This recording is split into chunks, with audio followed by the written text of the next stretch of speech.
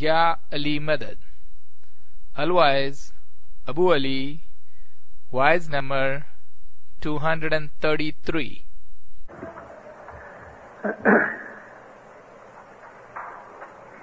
جی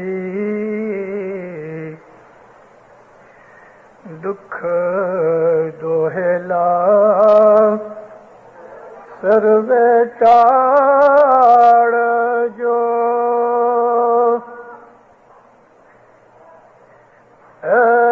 سنو مرا نر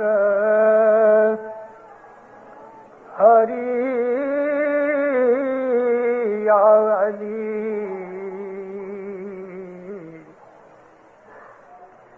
پوری کرو موری آش اپرم پار دھنی یا علی. مولانا حاضر امام پہ صلوات پڑھو مومنو. اللہ دیندارو, انسان کو جب دکھ آتا ہے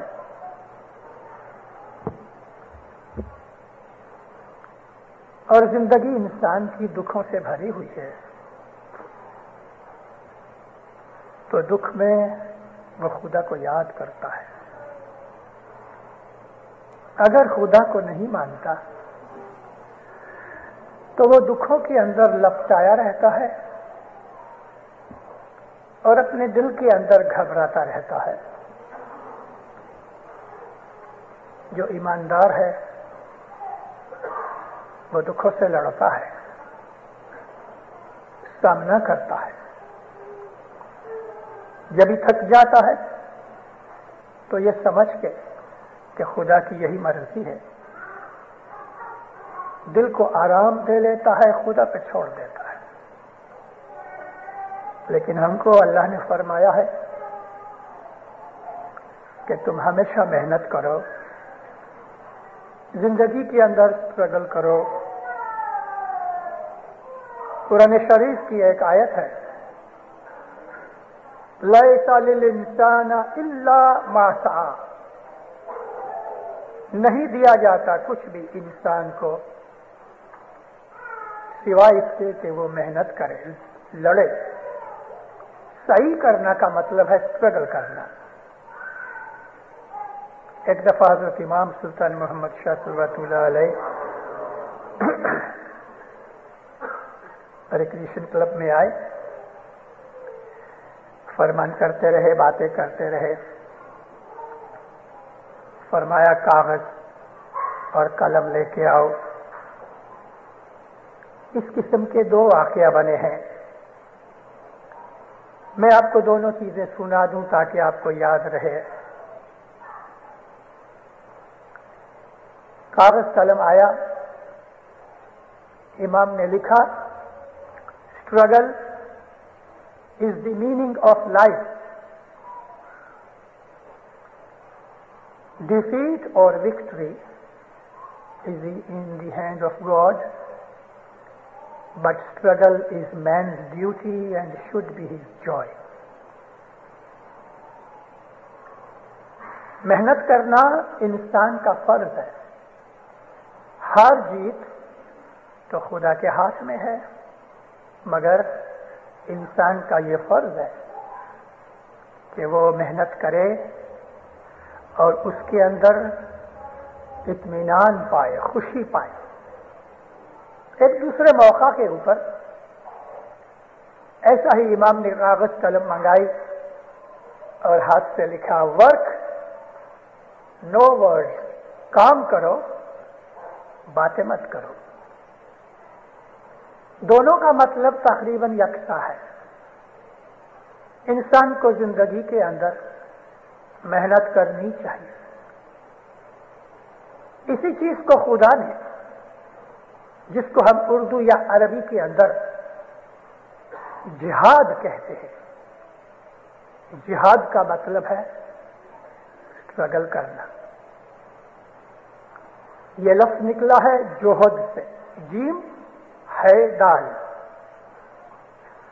جہد کا مطلب ہے اسٹرگل کرنا. ملا نے جہاد کا جو مطلب لے رکھا ہے کہ بھئی تلوار اٹھا کے لڑو، اور بعض فرقوں نے جہاد کو اپنے مذہب کا پرنسپل بنایا ہے. اللہ کا یہ مطلب نہیں.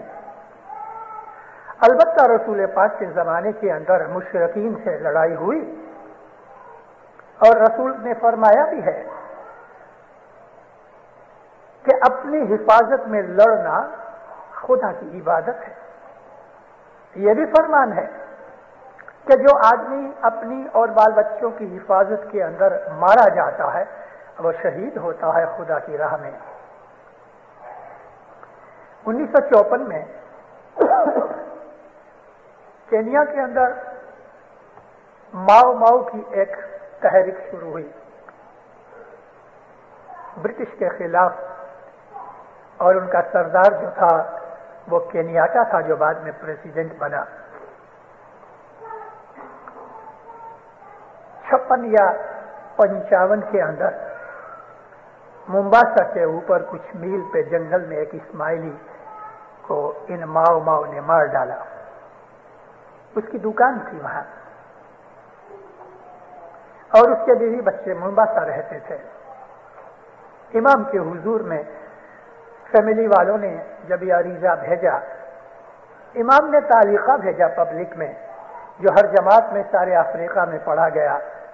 امام نے فرمایا کہ وہ فلاں آدمی شہید ہوا، وہ اپنی مال ملکت کی حفاظت کے اندر، رزق ڈھونڈنے کے اندر جو مارا گیا ہے تو وہ شہید ہوا. اس کو اللہ نے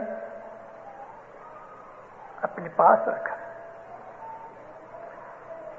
تو خدا تعالیٰ کے اس نبی نے ہمیں فرمایا جو شخص جد و جہد کرتا ہے، اپنی حفاظت کے اندر لڑتا ہے، اور وہ قتل ہو جاتا ہے، مارا جاتا ہے یا مر جاتا ہے، تو وہ خدا کے راستے کے اندر شہادت پاتا ہے.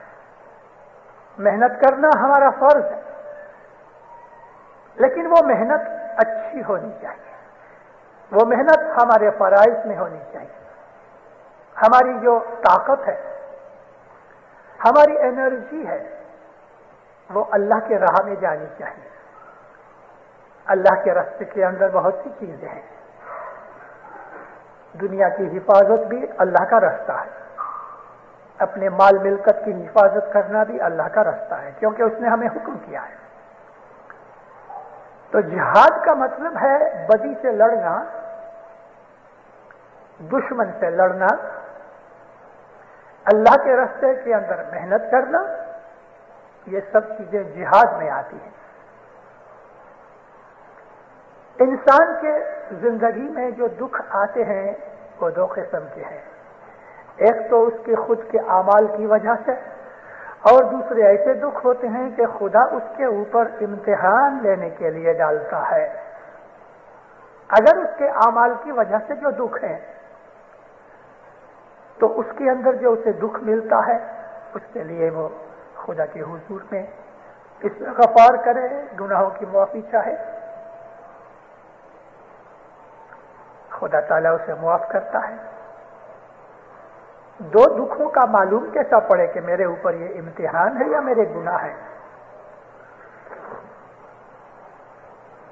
جو گناہوں کی وجہ سے دکھ آتا ہے اس میں دل کے اندر جلاپا ہوتا ہے، دل جلتا ہے اور دکھی ہوتا ہے، یہ سزا ہے. مگر خدا جب دکھ بھیجتا ہے امتحان لینے کے لیے تو دل کے اندر کسی قسم کا جلاپا، بے چینی نہیں ہوتی، اور وہ جانتا ہے کہ یہ دکھ میرے مولا نے بھیجا، خوشی سے اٹھاتا ہے.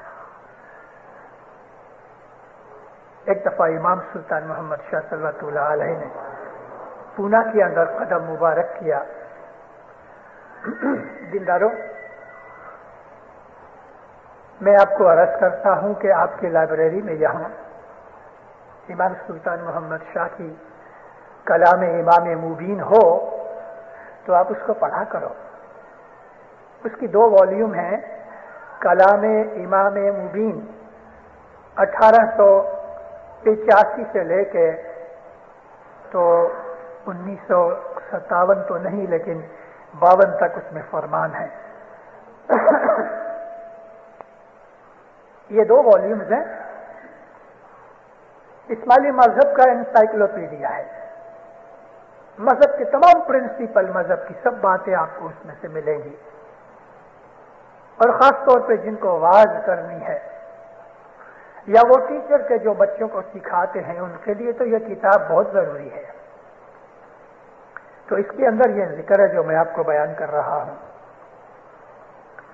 پونا کے اندر مولا آئے، جب گاڑی سے اترے تو جماعت خانہ لیفٹ سائڈ پہ تھا، رائٹ سائڈ کے اوپر جہاں امام کے بنگلے تھے وہاں ماتا سلامت چھٹیوں میں آ کے بمبئی سے رہا کرتی تھی. دور ایک درخت کے نیچے ایک خالو اسماعیلی وہ کھڑا تھا. سر سے پاؤں تک اسے کوڑ کی بیماری تھی، انگلش میں لیپرسی کہتے ہیں. کوڑ 2 قسم کا ہے، ایک سوکھا ہے ایک گیلا ہے. اس کو گیلا کوڑ تھا. اس میں یہ ہے کہ انگلیاں آہستہ آہستہ گل جاتی ہیں، برف کیسے گل جاتی ہے پڑی پڑی، ایسا پاؤں کی ہاتھ کی انگلیاں گلتی رہتی ہیں یہاں تک کہ ہاتھ سارا غائب ہو جاتا ہے اور ایک خاص درجے کے اوپر آ کے آدمی مر جاتا ہے. آج کی سائنس نے اس کی دوا ڈھونڈی ہے اور بہت سے کیسز ابھی ٹھیک ہو جاتے ہیں، لیکن 60 برس پہلے 65 برس پہلے یہ بیماری کا علاج نہیں ہوتا تھا اور انسان کو مار ڈالتی تھی. اس میں بدن دکھتا بھی بہت ہے. اور یہ جو بیماری ہے وہ کہتے ہیں چھوت والی بیماری، جس کو انگلش میں کہتے ہیں کنٹیجیس ڈیزیز، ایک دوسرے کو لگ جاتی ہے. دور کھڑا تھا، مولا کو دیکھ کے بہت ہنسا، خوشی ہو گیا. گاڑی سے اتر کے صاحب نے اس کی طرف نظر لگائی. جب مولا کے ساتھ آنکھیں ملی جھک کے سلام کیا. سب لکڑی ہاتھ میں تھی. چلتے چلتے اس کے تھوڑی دور نزدیک تک گئے. بہت خوش تھا. مولا اس کو فارسی میں پوچھتے ہیں تو کیسا ہے؟ چطور ہستی؟ بلے سرکار خیلی خوب ہستو. میرے مولا میں بہت اچھا ہوں. ماں باپ پوچھتے ہیں تجھے کوئی دکھ ہے؟ کہتے نہیں سرکار کوئی دکھ نہیں. بدن دکھ رہا ہے، بدن گل رہا ہے، کوڑ کی بیماری ہے. معلوم ہے کہ تھوڑے عرصے کے بعد گزر جاؤں گا. نہیں کہا مولا کو کہ میں دکھی ہوں. صاحب نے پوچھا بھی تجھے کوئی دکھ ہے؟ کہتے نہیں صاحب. 1963 میں حضرت امام نے مجھے لندن سے ایران بھیجا. میں ایران ہو کے آیا تھا. لندن جانے سے پہلے ایران سے مسافری کر کے لبنان، یورپ وغیرہ گھوم کے ماں باپ کی ملاقات ہوئی. کسی کام سے مجھے ایران واپس بھیجا گیا. 2 مہینے رہا. سارے ایران کی ٹرپ لگائی. بعض جگہوں کے مکھی کمڑیا دوسرے گاؤں تک مجھے چھوڑنے آتے تھے. جب میں ایران کے چھوٹے چھوٹے گاؤں میں گیا، جماعتوں کا ایمان دیکھ کے، ان کی محبت دیکھ کے مجھے اپنی ہستی کے اوپر شرم آتی تھی. ایسے وہ مومن اعلیٰ درجے کے ہیں، ان کے سامنے میں خاک کی ایک مٹھی بھی نہ تھا. مجھے بہت خوشی ہوئی. ان کی ملاقات اور ان کا دیدار کر کے دل خوش ہوا، مگر ان کی غربت دیکھ کے دل جلا. کیسی غربت کہ بات چھوڑ دو،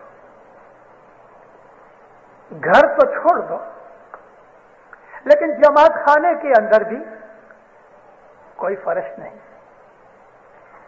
ایک جماعت خانے کی بات نہیں کرتا. گاؤں کے گاؤں میں جماعت خانوں میں چٹائیاں نہیں تھی, صرف مٹی ہے.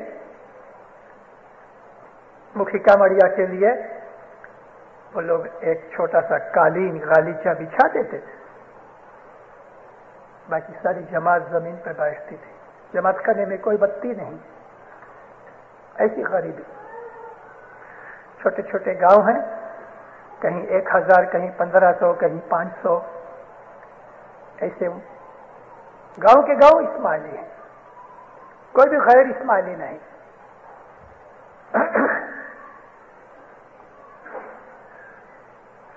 برف پڑتی ہے تو ان کو پانی کی بہت تکلیف ہوتی ہے.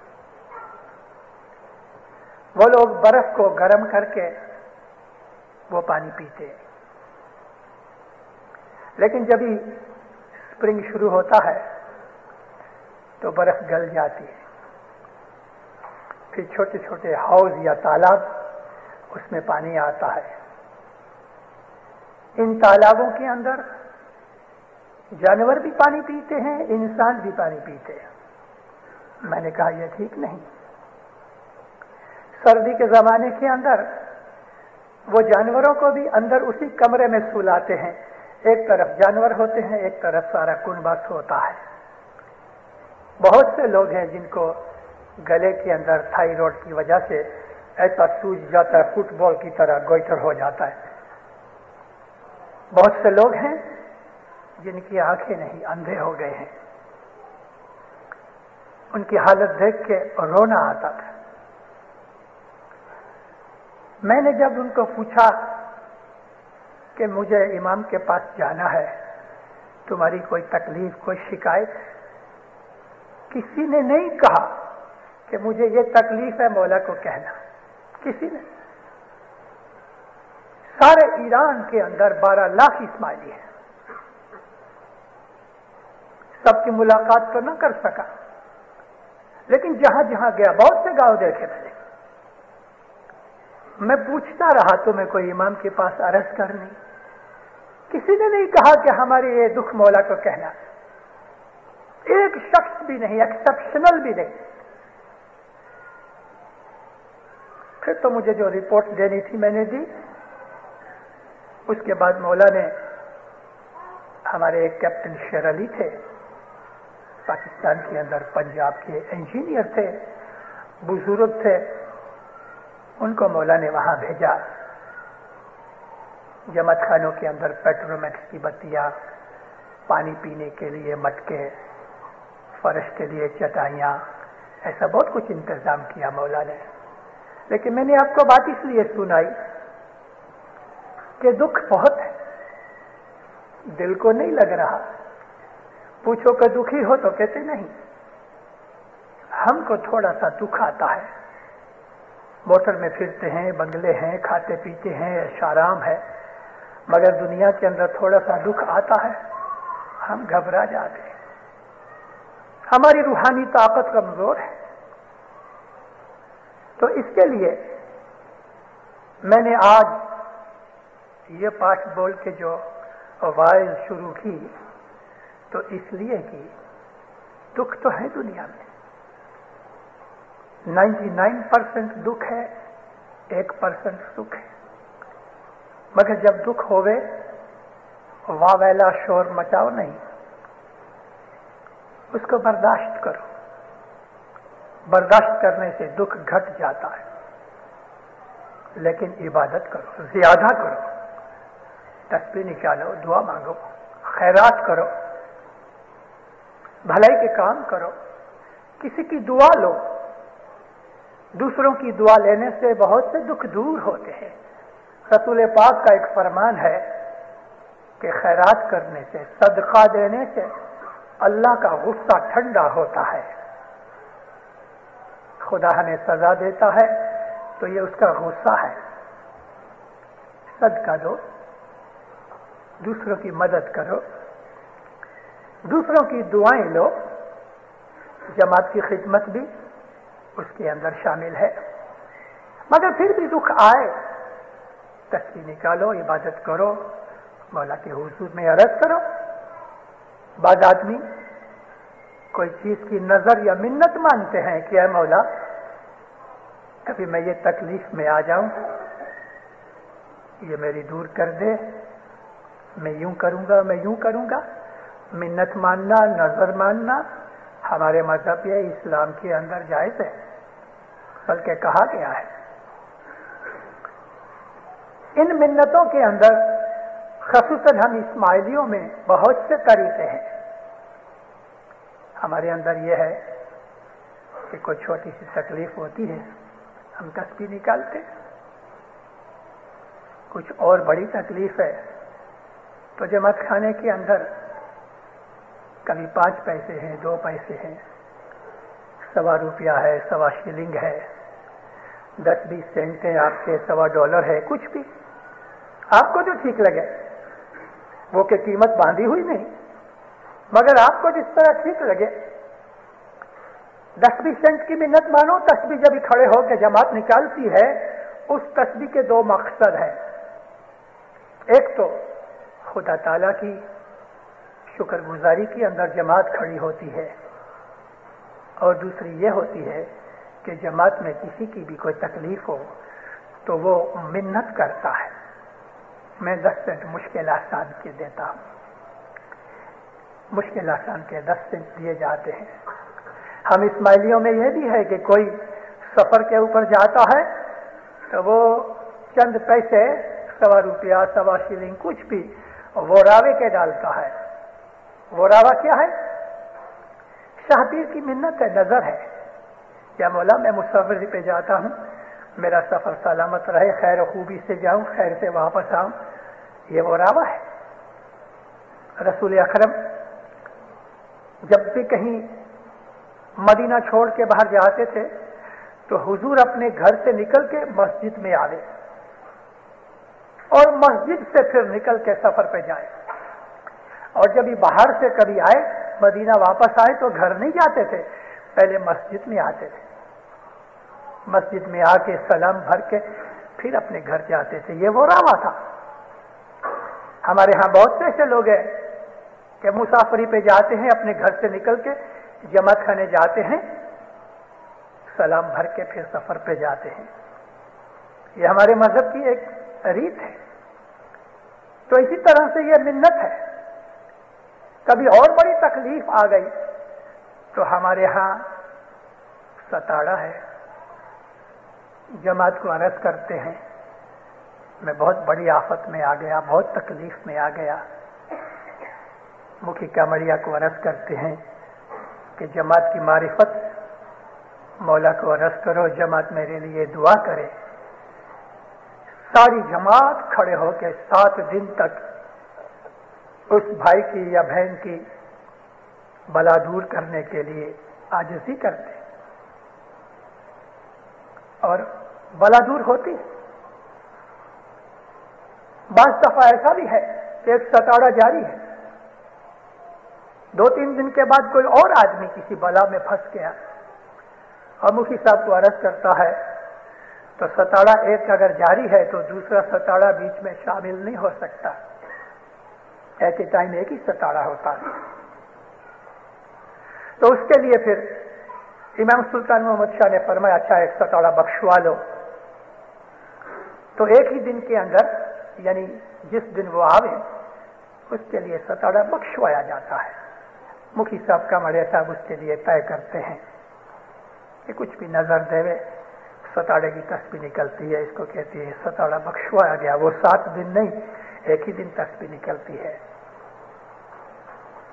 बाज़ आदमी और भी इसी किस्म की मिन्नत मानते हैं। तो ये जो 7वीं का रोजा है, ये भी एक मिन्नत है, इनफरादी जाती मिन्नत है। ये नई चीज नहीं, रसूलुल्लाह के जमाने से थी। हजरत फातिमा ज़हरा बतूल रोजा रखती थी।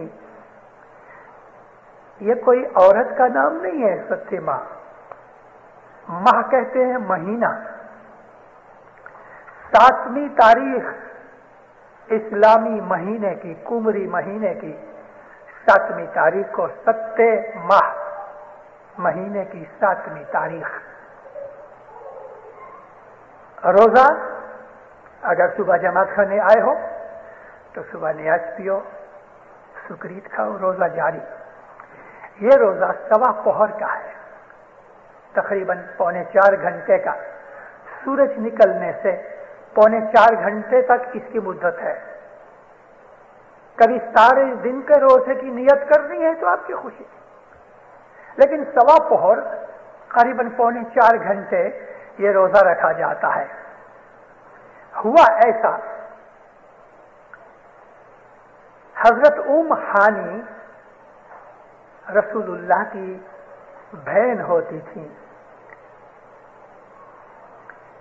रसूल खुदा के वालिद साहब जो थे वो हजरत अब्दुल्ला थे।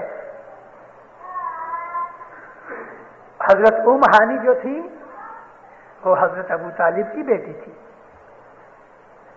तो हानी बहन थी, इसलिए हजरत फातिमा की फूफी हुई। हजरत फातिमा एक दिन फूफी के घर पे बैठी थी। थोड़ी देर के बाद रसूल अकरम तशरीफ लाए।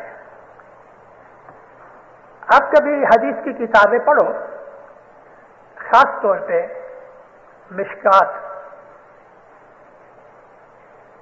अल मिशकातुल मसाबी, उसमें 7,500 हदीसें हैं। तमाम हदीसों को जो सुहासित्ता है, सित्ता कहते हैं 6 को, जो 6 सही अहादीस की किताबें हैं उनका निचोड़ निकाल के मिशकात बनाई गई। फिर भी मिशकात के अंदर बहुत सा ऐसा मवाद भी है कि जो दुरुस्त नहीं, मगर आपको मिशकात में से बहुत सी चीजें मिलेगी। रसूल अकरम एक पहर जब दिन चढ़ जाता था, यानी तकरीबन 3 घंटे हो जाते थे सूरज निकलने के बाद, तो रसूल अकरम उस वक्त नमाज पढ़ा करते थे। इसको कहते हैं चाश्त की नमाज। वो फराइज में नहीं है, ये वही वक्त है 9:30-10 बजे के तकरीबन कि जब लोग सत्ती माह का रोजा खोलते हैं। तो रसूल अकरम इस वक्त मस्जिद में से दुआ मांग के हानी के घर गए। जब हानी ने देखा बहुत खुश हुई, या रसूलुल्लाह आओ, बिठाया।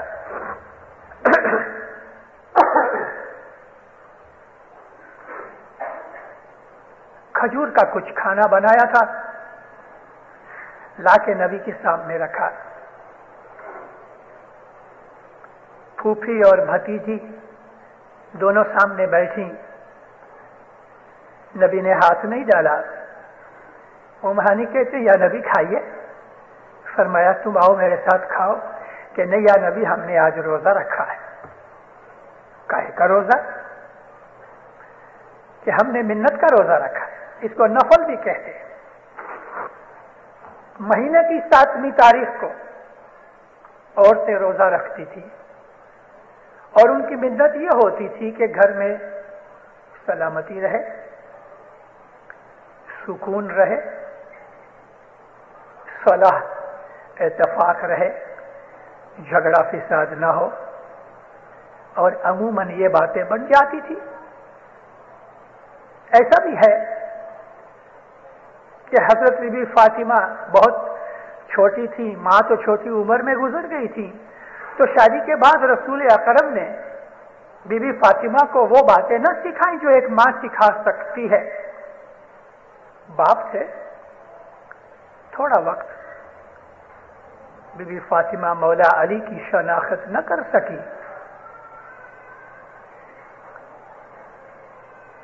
यह वाकया हमको हमारे मजहब की किताबों से भी मिलता है, यानी फतवानी में है, और ये वाकया किताबों में भी है, हदीस में है। एक दिन ऐसा हुआ کہ حضرت بی بی فاطمہ ناراض ہو کے گھر آ گئی. گھر پہ آئی تو رسول اکرم نے واپس گھر بھیج دیا. ایک دن پھر ایسا ہوا. مولا کے گھر میں تو ایسا تھا نا، نوکر چاکر کوئی تھا نہیں، کام کرنا پڑتا تھا. تو بی بی فاطمہ کو ذرا برا بھی لگتا تھا. ایک دن ابا کے پاس لونڈی مانگنے آئی کہ یا ابا جان، فلانی لڑائی کے اندر بہت سے لونڈی غلام آئے ہیں. تو حضور نے منع کیا، لونڈی نہیں دی، نوکرانی نہیں دی. شادی کے بعد کچھ ایک مہینے کی بات ہے، تھوڑی تھوڑی باتیں ہوتی رہتی تھی. ایک دن بی بی فاطمہ گھر آئی اور رسول گھر پہ نہیں تھے. جب حضور باہر سے آئے تو دیکھا بی بی فاطمہ بیٹھی ہے. بیٹا کیا حال ہے؟ تو رونے لگی. نبی نے ہاتھ پکڑا، ساتھ لے گئے علی کے گھر پہ. مولا علی گھر پہ نہیں تھے، بیٹھے رہے. تھوڑی دیر ہوئی تو سرکار علی آئے، تھوڑی کھجورے لے کے آئے تھے، رکھی سامنے. بی بی فاطمہ نے کچھ پلیٹیں وغیرہ رکھی، کھانا پینا بنایا کچھ. علی نبی نے دونوں نے کھایا. اور اس وقت ایک چھوٹا سا مذاق بھی کیا حضرت رسول اللہ نے. کھجوریں ویسے کافی تھی تو حضرت رسول اللہ کیا کرے، گٹھلی نکال کے تو علی کے سامنے رکھتے جاوے. تو جب یہ کھجوریں ختم ہو گئیں تو اتنا بڑا ڈھیر گٹھلیوں کا علی کے سامنے تھا. تو مولا کو کہتے ہیں یا علی، اب تو ساری کھجوریں کھا گئے. مولا علی نے کہا یا رسول اللہ، میں نے تو گٹھلیاں نکال کے رکھ دی، آپ تو گٹھلیاں بھی کھا گئے. جوک کیا. بی بی فاطمہ کو بٹھایا، فرمایا بیٹی، میں نے تیرا ہاتھ اس شخص کو دیا ہے کہ جو میرے سے بھی بلند ہے. تیرا شوہر، اس کا درجہ میرے سے بھی بڑا ہے. خدا کی تمام مخلوقات کے اندر اس جیسا دوسرا کوئی نہیں. اس کی خدمت کرو، اس کا حکم مانو. اس قسم کی بہت سی نصیحت کی باتیں فرمائیں. علی کو ایک لفظ نہیں کہا. پانی لانے کے لیے فرمان کیا. حضرت بی بی فاطمہ پیالہ بھر کے پانی لائیں. رسول پاک نے اس کے اوپر کچھ پڑھ کے پھونکا اور اس سے بی بی فاطمہ کو چھانٹا دیا اور فرمایا، حضرت علی کو کہا تھوڑا پانی آپ پیو، باقی کا بی بی فاطمہ نے پیا. علی کو چھانٹا نہیں دیا. دعا دے کے حضور کھڑے ہوئے، بیٹی کے سر پہ ہاتھ رکھا، فرمایا کل تم یہاں رابعہ کے گھر جانا. رابعہ نام کی ایک غریب عورت تھی مدینے میں. اس کا جو شوہر تھا وہ لکڑی کا کام، یعنی لکڑی کاٹنے کا کام کرتا تھا، جس کو لکڑہارا کہتے ہیں، اور گجراتی میں اس کو کٹھیارا کہتے ہیں. روزے کے اندر کٹھیارے کی پہلے کہانی پڑھی جاتی تھی، مگر وہ کہانی ہمارے مذہب کے ساتھ مطابق نہیں ہوتی تھی. 1946 کے اندر میں نے امام سلطان محمد شاہ کے حضور میں ایک عریضہ بھیجا تھا کہ یہ جو کہانی ہے اس کا ہمارے مذہب کے اندر سے کوئی بھی ریفرنس کہیں ملتی نہیں، اور کہانی کے اندر جو لکھا ہوا ہے وہ ہمارے مذہب کے ساتھ ٹیلی نہیں ہوتا. کہانی میں یہ تھا کہ ایک دفعہ لکڑہارا کٹھیارا ساتویں کا روزہ بھول گیا جس کو ہم مولا کا روزہ کہتے ہیں، تو مولا نے اس کو برباد کر دیا، جیل میں ڈالا، گھر جل گیا، چوری ہو گئی۔ میں نے سرکار کو لکھا، میں بولا خداوند ہمارے مذہب کے اندر تو مولا ہمارا بڑا رحیم ہے، ہمارا مولا تو گناہ بھول چک معاف کر دیتا ہے، کبھی جان بوجھ کے بھی کچھ ہو گیا تو ہم معافی مانگتے ہیں تو بخشن ہار ہے، لیکن لکڑہارا بیچارہ بھول گئے، جان بوجھ کے گناہ نہیں کیا۔ امام سلطان محمد شاہ نے میری اس عریضی کو ایسوسی ایشن کے پاس بھیج دیا، بہت برسوں تک اس کورسپونڈنس چلتی رہی، آخر پھر اس وارے کے اندر یہ وارتا جو کہانی بند کر دی گئی، اور وہ کہانی ہمارے مذہب کی تھی بھی نہیں۔ ہم اب مولا کا کلام پڑھتے ہیں، فرمان پڑھتے ہیں، تسبیح نکالتے ہیں، تو حضرت رسول اکرم نے فرمایا بیٹی تم رابعہ کٹھیاری کے گھر پہ جاؤ، اس کے پاس بیٹھ کے بہت سی نصیحتیں ملیں گی۔ دوسرے دن بی بی فاطمہ ایک داسی کو لے کے گئی اس کے گھر پہ، دروازہ کھٹکھٹایا، اندر سے آواز آئی کون ہے؟ تو داسی نوکرانی نے کہا کہ زہرہ بتول ہیں، بی بی فاطمہ کا لقب ہے زہرہ بتول۔ وہ کہنے لگی میں بہت خوش ہوئی ہوں کہ میرے گھر پہ رسول پاک کی بیٹی آئی، مگر بہت افسوس ہے میں نے شوہر سے رضا نہیں مانگی کہ گھر کھول کے اس کو اندر داخل کروں، میری عرض کرو میں معافی مانگتی ہوں، آج چلے جاؤ کل آنا۔ بی بی فاطمہ کو ذرا ناراضگی محسوس ہوئی، لیکن پھر دوسرے دن گئی،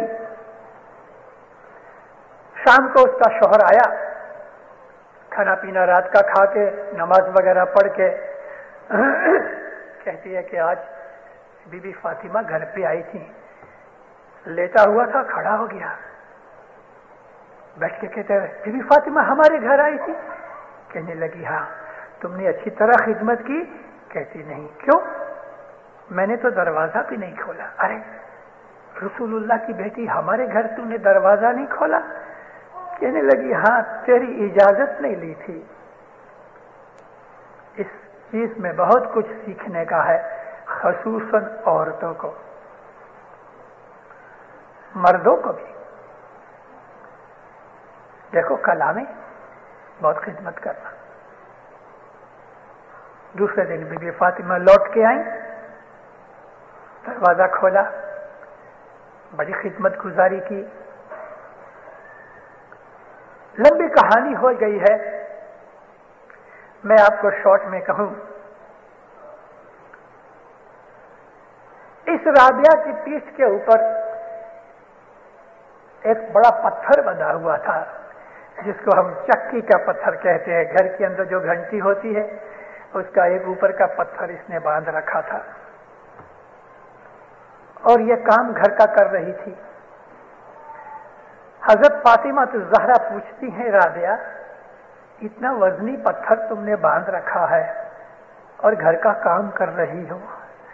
کہتی ہے یا سیدہ میرا شوہر اس وقت دوپہر کی چلچلاتی ہوئی دھوپ کے اندر لکڑیوں کا وزن اٹھا کے سر پہ چلا آتا ہے، تو اس کی تطابق میں نے بھی ایک وزن اٹھا رکھا ہے تاکہ مجھے احساس ہو کہ میرے شوہر کو کتنا دکھ ہوتا ہوگا۔ میں گھر پہ بیٹھی ہوں، وہ جنگل میں کتنا دکھ اٹھا رہا ہے ہماری روزی کے لیے۔ بی بی فاطمہ کو بہت احساس ہوا۔ ایسی بہت سی باتیں ہیں اس کی اور بھی، تو حضرت بی بی فاطمہ نے اس رابعہ سے بہت کچھ سیکھا۔ رسول اکرم نے فرمایا کہ دنیا کی تمام عورتوں میں سب سے پہلے جنت کے اندر جو داخل ہوگا تو وہ بی بی فاطمہ ہوں گی، اونٹ کے اوپر بیٹھ کے جنت میں داخل ہوں گی، مگر اونٹ کی مہار رابعہ نے پکڑی ہوگی۔ پتہ ہے کیا مطلب اس کا؟ کہ فاطمہ سے بھی پہلے رابعہ جنت میں داخل ہوگی، پھر بی بی فاطمہ جائے گی۔ یہ جو روزہ ہے یہ ہمارے مذہب کا کوئی اصول نہیں، ایسا کوئی فرض نہیں جس طرح سے ہم چاند اگر جمعے کو آئے اور ہم جس کو بیج کہتے ہیں، بیج کا روزہ برس میں تقریباً 2 دفعہ آتا ہے، کبھی ایسا ہوتا ہے 6-7 برس میں 1 دفعہ کہ 13 دفعہ چاند رات آتی ہے، تب ایسا کبھی ہوتا ہے کہ 3 روزے ہو جاتے ہیں۔ انگلش میں کہتے ہیں نا بلو مون، تو بلو مون کا مطلب 6-7 برس کے بعد جب یہ 13 چاند رات ایک برس میں ہوتی ہیں تو وہ 13th چاند رات جو ہے اس کو بلو مون کہتے ہیں۔ لیکن برس میں 2 شکرواری بیج ہمارے اوپر فرض ہے، اس طرح یہ روزہ فرض نہیں، یہ پرسنل منت ہے، ٹیک ہے۔ مگر جس نے 1 دفعہ یہ ٹیک لے لی تو اس کو نبھانا چاہیے۔ عام طور پہ عورتیں یہ ٹیک لیتی ہیں کہ گھر کے اندر شوہر صاحب دماغ ٹھکانے رکھ کے آئیں، گرم نہ ہوئیں، گڑبڑ نہ کریں، کبھی کھانا لیٹ ہو گیا تو چیختے چلاتے ہیں، بچوں کو مارتے ہیں، گھر میں جھگڑے ہوتے ہیں، ناچاکی ہوتی ہے، تو گھر میں ساس بہو کا جھگڑا نہ ہو، شوہر بیوی کا نہ ہو، بچوں کے ساتھ ٹھیک رہے، خاندان کٹمب کے اندر سلامتی رہے، پیس رہے، سکھ رہے، اتفاق رہے، اس نیت سے، منت سے ہماری بڑی بوڑھیاں، دادیاں، نانیاں یہ سکتے ماہ کا روزہ رکھتی تھی۔ مردوں کے اندر یہ روزہ بہت کم تھا، ہو سکتا ہے شاید مرد رکھتے ہیں کیونکہ بیوی گھر کے اندر کچھ ایسی ہوگی زبردست، تو ان سے پناہ مانگنے کے لیے انہوں نے بھی منت مانگ لی۔ لیکن 1 دفعہ کبھی ٹیک رکھ لی تو پھر اس کو ساری زندگی نبھاؤ۔ ہو سکتا ہے کبھی آپ سفر پہ ہو اور بھول گئے تو خدا معاف کرتا ہے، اس کی معافی لے لینی چاہیے۔ یہ روزہ پرسنل منت ہے، ایک قسم کی ٹیک ہے۔ حقیقت یہ ہے کہ میاں بیوی جو خدا بناتا ہے، اللہ نے قرآن میں فرمایا ہے کہ جوڑا میں بناتا ہوں، یعنی قسمت میں لکھا ہوتا ہے وہ چیز ملتی ہے۔ تو میاں بیوی کے اندر، آپس کے اندر دونوں کو ایک دوسرے کا خیال رکھنا چاہیے۔ اللہ کے رسول نے فرمایا ہے کہ عورت کے لیے شوہر اس کا مرشد ہے۔ اس کا یہ مطلب نہیں کہ مرشد صاحب جو چاہیں کرتے ہوئے اور مرید صاحبہ بیچاری دکھ اٹھاتی ہوئے، یہ نہیں۔ ہمارے مذہب کے اندر عورت مرد کے سلوک اور تعلق کے اوپر گنان میں ایک پاٹ ہے۔ ہمارے مذہب میں بہت سی چیزیں ہیں، قریباً سب چیزیں ہیں، دنیا بھی ہے، دین بھی ہے۔ اے جی پروش ناری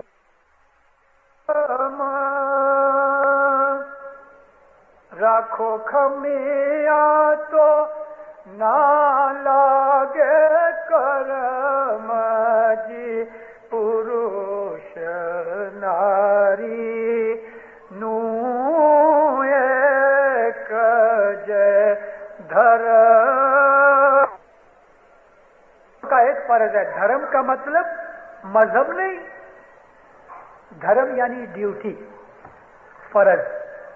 جہاں جہاں بھی آپ کو گنانوں کے اندر دھرم کا لفظ ملے اس کا مطلب تمہارا فرض۔ عورت مرد دونوں کا یکساں فرض ہے۔ رکھو کھمیاں، ایک دوسرے کی چیز کو برداشت کر لو، دونوں طرف برداشت ہونی چاہیے، جس کو ہم کہتے ہیں سہنشیلتا، صبر، ٹالرنس۔ ایک دوسرے کی ٹالرنس رکھو گے تو فرمایا تم کو تمہارے اعمال نہیں لگیں گے، یعنی بد اعمالی کا مطلب ہے رکھو کھمیاں تو نہ لاگے کرم، تم کو سزا نہیں ملے گی۔ ایک دوسرے کا خیال رکھنا چاہیے۔ ہمارے مذہب کی ہم جس کو کہتے ہیں پیشنس، ٹالرنس، حلیمی، نرمی، سہنشیلتا، قوت برداشت سے ملی ہے. وہ کوئی دکانداری نہیں. دکانداری کے اندر جھگڑے ہو جاتے ہیں تو نوکر سیٹ سے جدا ہو جاتا ہے، سیٹ نوکر سے جدا ہو جاتا ہے، دو پارٹنر ہوتے ہیں جدے ہو جاتے ہیں. مگر شادی شدہ زندگی کو آپ دکانداری کی طرح مت اٹھاؤ. البتہ اسلام کے اندر طلاق کو جائز کہا گیا ہے، لیکن ساتھ ساتھ اللہ کے رسول نے طلاق کو اچھا نہیں سمجھا، ناپسند کیا. خاص حالتوں کے اندر ہی طلاق کی اجازت دی گئی، لیکن چھوٹی چھوٹی باتوں کے اوپر جھگڑا کر کے طلاق لے لینا ہمارے مذہب میں برابر نہیں. ایک دوسرے کا حق رکھو، آپس میں محبت سے رہو. عورت مرد کا تعلق جو اللہ نے پیدا کیا ہے وہ ساری انسانی ہسٹری کے اندر ایک یونیک چیز ہے. چھوٹی چھوٹی باتوں کے اوپر گھروں میں جھگڑے نہیں ہونے چاہیے. کبھی ایک شخص غصے ہو گیا تو دوسرا چپ ہو جائے. مرد کو یہ خیال ہونا چاہیے ہماری ایسٹرن کلچر کے اندر مرد زیادہ ظالم ہے، عورت کے اوپر زیادہ ظلم کرتا ہے. ہندوستان، پاکستان یا عربستان، آپ ان علاقوں کا مسافری سفر کرو، ہندوؤں میں یا مسلمانوں کے اندر میجورٹی عورت زیادہ دکھی ہے، اور یہ چیز برابر نہیں. رسول اکرم کے زمانے کے اندر عورتوں کو بہت حق تھے جو بعد میں ملا نے چھین لیے، مگر رسول نے اور اللہ نے عورت مرد دونوں کو یکساں حق دیے ہیں اور ان کو ساتھ رکھا ہے. ساتھ رہو، شادی شدہ گھریلو زندگی کو سکھی بناؤ تو آپ کو اس کا روحانی فائدہ پہنچے گا.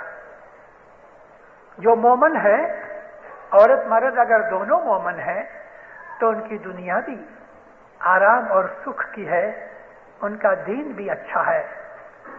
دنیا اور دین دونوں کو اچھا بناؤ، اور وہ ہمیشہ اچھائیاں نیک اعمال سے ہوتی ہیں.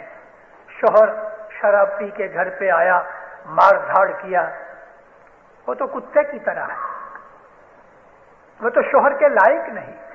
پھر بھی ہماری عورتیں ایسے شوہر کو بھی برداشت کر لیتی ہیں، کام کاج کچھ نہیں کرتا، نکھٹو ہے، مگر عورت ہے بیچاری مشین چلا کے، کپڑے سی کے، دوسروں کے برتن صاف کر کے بھی گھر نبھا رہی ہیں.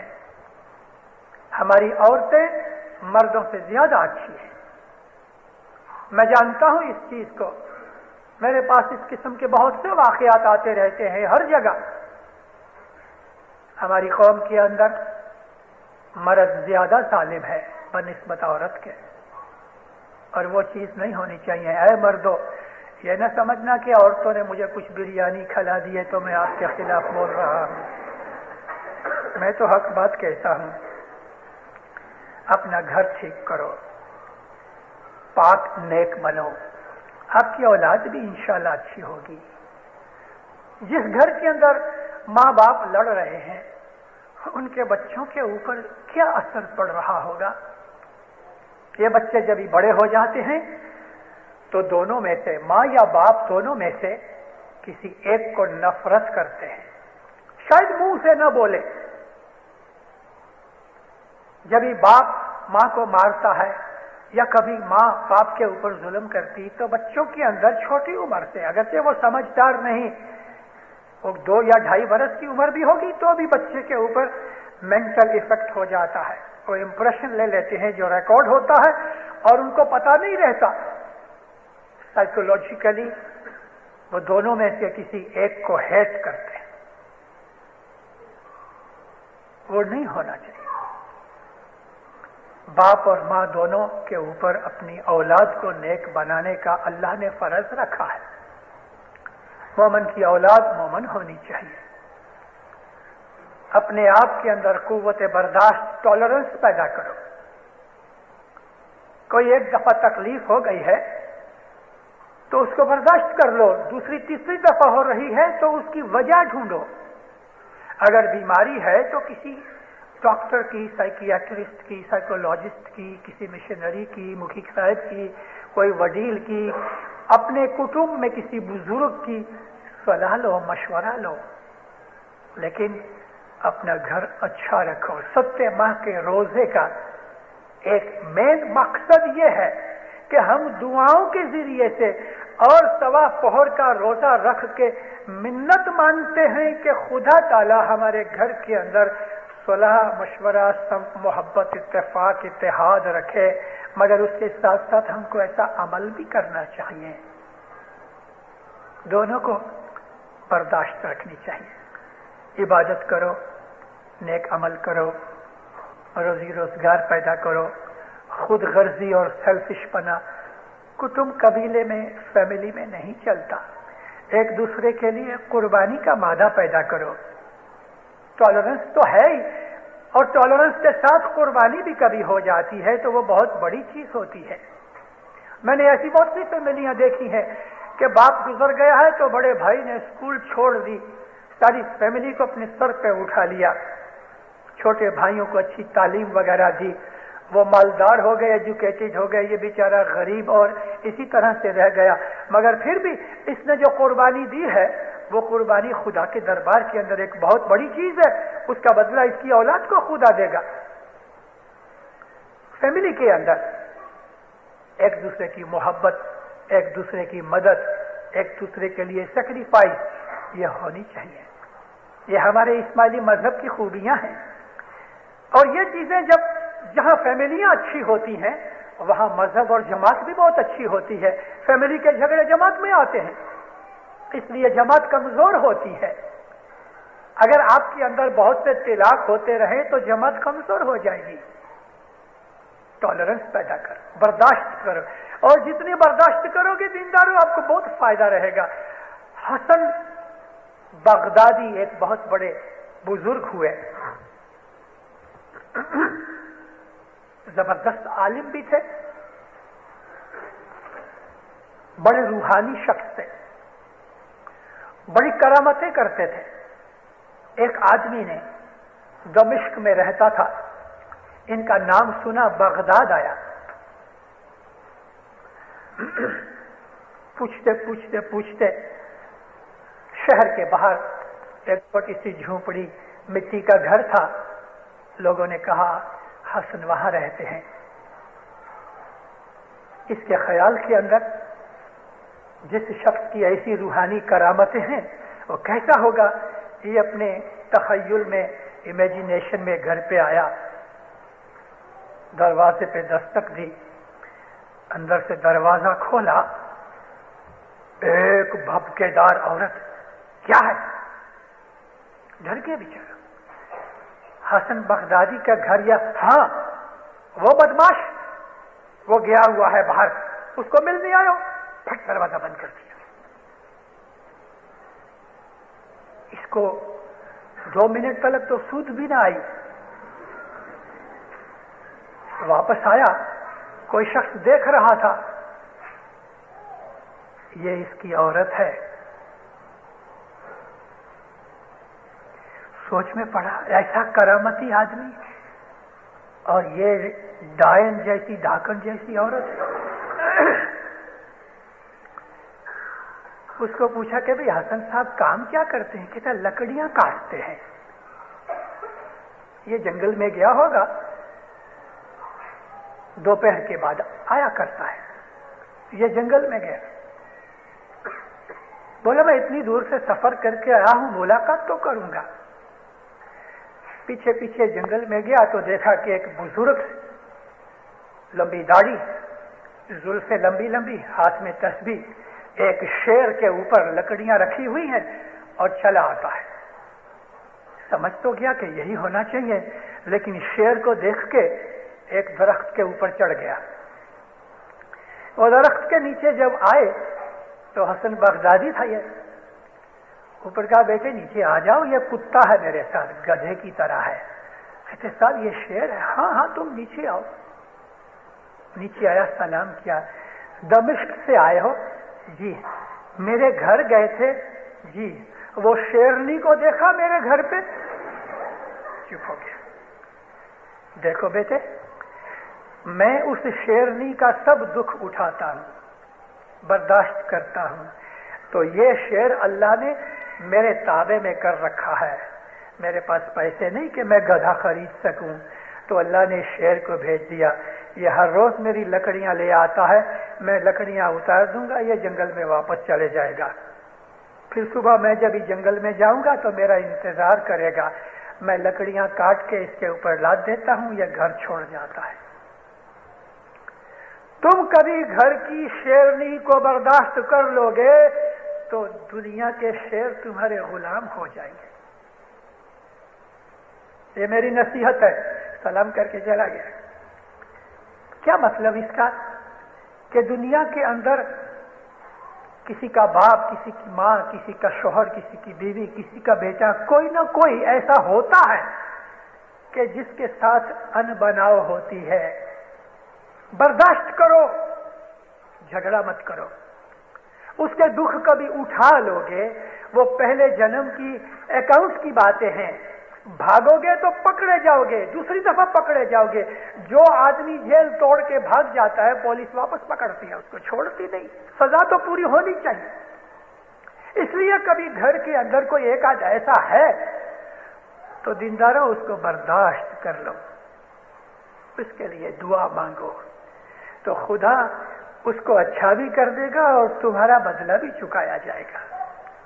اس کے اندر ایک چیز میں ضرور اپنی بہنوں کو، بیٹیوں کو، ماؤں کو کہتا ہوں کہ خدا نے دنیا کے اندر عورت مرد کو اس طرح بنایا ہے کہ عورت کو زیادہ دکھ ہیں قدرتی طور پہ بنسبت مرد کے۔ اس لیے میری بہنوں، میری بیٹیوں، جو کچھ بھی دنیا کے اندر اگر تم برداشت کر کے خدا کا آسرا لگا کے اپنی گھر قبیلے کو سکھ شانتی سے رکھو گی تو انشاءاللہ اس کا بہت نیک بدلہ تم کو بڑی عمر میں بھی ملے گا اور بعد موت کے بھی ملے گا۔ یہ روزہ رکھو، اگر ٹیک لی ہوئی ہے، اور کبھی ٹیک نہیں تو تمہارے اوپر کوئی فرض نہیں، مگر جو کوئی بھی ٹیک، روزہ نہیں کوئی اور بھی چیز، کبھی بھی کوئی منت مانگتے ہو تو اپنی منت کو پورا کرو۔ یہ ہمارے مذہب کا اصول ہے۔ مولا ضرور دکھ دور کرے گا۔ سکھی آباد رہو، مولا نیک امیدیں پوری کرے، حقیقتی سمجھ دے، دو جہان میں خیر و برکت دے، ہر بلا دور کرے، آپ کی مشکلیں آسان کرے، آپ کی دعائیں قبول کرے، مولا آپ کے من کو سکھ شانتی دے، گھروں قبیلوں میں جماعتوں میں اتفاق محبت دے، مولانا حضرت امام دستمن سکریت میں آپ کو پورا رکھے، عبادت میں پورا رکھے، فرمان بردار بنائے، مولا آپ کو دنیا کے اندر خوشیاں دے، آپ کو، آپ کی اولاد کو ہمیشہ اپنی پناہ چھتر چھایا میں رکھے، ظہر بات دیدار نصیب کرے۔